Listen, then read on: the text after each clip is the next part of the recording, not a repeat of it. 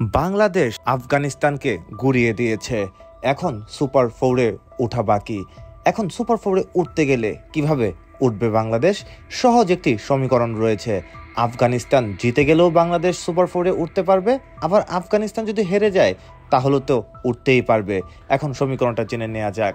প্রথমত, ম্যাচ যদি বৃষ্টিতে পরিত্যক্ত হয়ে যায় তাহলে শ্রীলঙ্কা পাবে 1 পয়েন্ট, আফগানিস্তান পাবে 1 পয়েন্ট।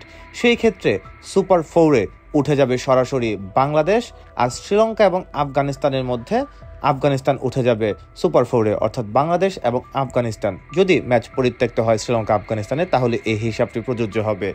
আবার যদি শ্রীলঙ্কাকে আফগানিস্তান হারিয়ে দেয় সেই ক্ষেত্রে বাংলাদেশ কি যেতে পারবে? হ্যাঁ, পারবে সুপার ফোরে যেতে। সেটা হচ্ছে গিয়ে মিনিমাম 70 রানে হারাতে হবে শ্রীলঙ্কাকে, তাহলেই কিন্তু বাংলাদেশ সুপার ফোরে উঠে যাবে।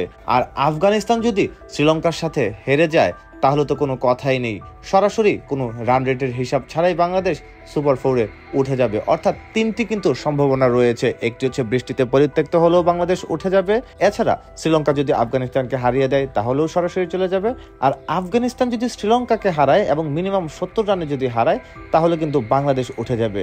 অর্থাৎ এই সমীকরণের মার পেঁচিয়ে এখন সবাই চেয়ে আছে।